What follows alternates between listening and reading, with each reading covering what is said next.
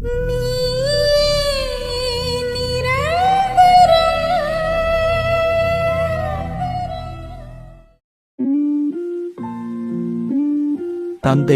மகன், தூய ஆவியாரின் பெயராலே ஆமென். முதல் வாசகம். நாங்கள் கண்டதையும் கேட்டதையும் எடுத்துரைக்காமல் இருக்க எங்களால் முடியாது. திருத்தூதர் பணிகள் நூலிலிருந்து வாசகம். அதிகாரம் 4. இறை வார்த்தை 13 முதல் 21 வரை. அந்நாள்களில் பேதுருவும் யோவானும் கல்வியறிவு அற்றவர்கள் என்பதை தலைமைச் சங்கத்தார் அறிந்திருந்ததால் அவர்களது துணிவைக் கண்டு வியப்படைந்தனர். அவர்கள் இயேசுவோடு இருந்தவர்கள் என்பதையும் உணர்ந்து கொண்டனர். நலம் பெற்ற மனிதர் அவர்களோடு நிற்பதைக் கண்டதால் அவர்களால் ஒன்றும் மறுத்து பேச முடியவில்லை. எனவே அவர்கள் பேதுருவையும் யோவானையும் சங்கத்தை விட்டு வெளியேறும்படி ஆணையிட்டு பின்பு தங்களுக்குள் இது குறித்து கலந்து பேசினார்கள். நாம் இந்த மனிதர்களை என்ன செய்யலாம்? ஏனென்றால் குறிப்பிடத்தக்க ஓர் அரும் அடையாளத்தை இவர்கள் செய்துள்ளார்கள். இது எருசலேமில் வாழும் அனைவருக்கும் தெரியும். இதை நாம் மறுக்க முடியாது.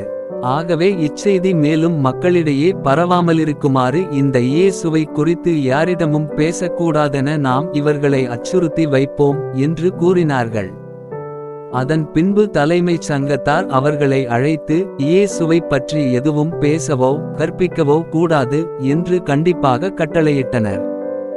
அதற்கு பேதுருவும் யோவானும் மறுமொழியாக, உங்களுக்கு செவிசாய்ப்பதா? கடவுளுக்கு செவிசாய்ப்பதா? இதில் கடவுள் பார்வையில் எது முறையானது என நீங்களே தீர்மானித்துக் கொள்ளுங்கள். என்ன ஆனாலும் நாங்கள் கண்டதையும் கேட்டதையும் எடுத்துரைக்காமலிருக்க எங்களால் முடியாது என்றனர். அவர்களை தண்டிப்பதற்கு வேறு வழி கண்டுபிடிக்க முடியாததாலும் மக்களுக்கு அஞ்சியதாலும் தலைமைச் சங்கத்தார் அவர்களை மீண்டும் அச்சுறுத்தி விடுதலை செய்தனர். இது ஆண்டவரின் அருள்வாக்கு. பதிலுரை பாடல். பல்லவி. ஆண்டவரே, என் மன்றாட்டை நீர் கேட்டதால் நான் நன்றி செலுத்துகின்றேன். ஆண்டவருக்கு நன்றி செலுத்துங்கள், ஏனெனில் அவர் நல்லவர், என்றென்றும் உள்ளது அவரது பேரன்பு. ஆண்டவரே என் ஆற்றல், என் பாடல், என் மீட்பும் அவரே. நீதிமான்களின் கூடாரங்களில் வெற்றியின் மகிழ்ச்சி குரல் ஒலிக்கின்றது. ஆண்டவரது வலக்கை வலிமையாய் செயலாற்றி உள்ளது. பல்லவி. ஆண்டவரே, என் மன்றாட்டை நீர் கேட்டதால் நான் நன்றி செலுத்துகின்றேன். ஆண்டவரது வலக்கை உயர்ந்தோங்கி உள்ளது. ஆண்டவரது வலக்கை வலிமையாய் செயலாற்றியுள்ளது. கண்டித்தார், ஆண்டவர் என்னை கண்டித்தார், ஆனால் சாவுக்கு என்னை கையளிக்கவில்லை. பல்லவி. ஆண்டவரே, என் மன்றாட்டை நீர் கேட்டதால் நான் நன்றி செலுத்துகின்றேன். நீதிமான்கள் செல்லும் வாயில்களை எனக்கு திறந்துவிடுங்கள், அவற்றினுள் நுழைந்து நான் ஆண்டவருக்கு நன்றி செலுத்துவேன். ஆண்டவரது வாயில் இதுவே, இது வழியாய் நீதிமான்களே நுழைவர்.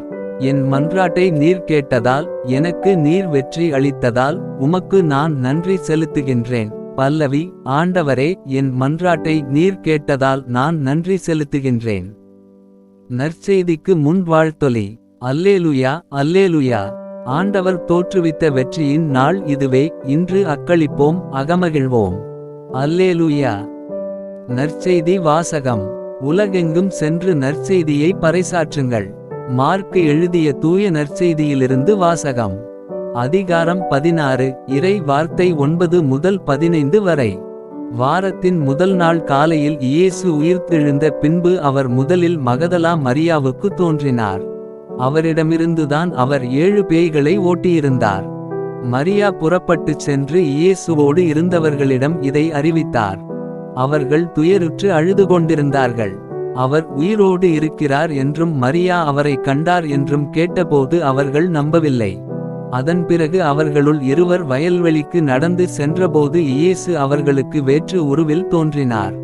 அவர்கள் சென்று அதனை மற்றவர்களுக்கு அறிவித்தார்கள். அவர்கள் சொன்னதையும் சீடர்கள் நம்பவில்லை. இறுதியாக 11 பந்தியில் அமர்ந்திருந்தபொழுது அவர்களுக்கு இயேசு தோன்றினார். உயிருடன் எழுப்பப்பட்ட தம்மை கண்டவர்கள் சொன்னதையும் நம்பாமல் அவர்கள் கடின உள்ளத்தோடு இருந்தமையால் அவர் அவர்களுடைய நம்பிக்கையின்மையை கண்டித்தார். இயேசு அவர்களை நோக்கி, உலகெங்கும் சென்று படைப்பிற்கெல்லாம் நற்செய்தியை பறைசாற்றுங்கள் என்றுரைத்தார். இது ஆண்டவரின் அருள்வாக்கு. உங்களுடைய பிரார்த்தனைகளையும் வேண்டுதல்களையும் நாளைய திருப்பலியில் ஒப்பு கொடுக்க விரும்புவோர் கீழ்காணும் மெயில் ஐடிக்கு உங்கள் வேண்டுதல்களை அனுப்பவும். அல்லது வீடியோவின் கீழ் கமெண்ட் செய்யவும். பிதா சுதன் பரிசுத்த ஆவியின் பெயராலே ஆமென். தின பிரார்த்தனைகளுக்காக லைக், சப்ஸ்கிரைப் மற்றும் பெல் ஐகானை கிளிக் செய்யவும்.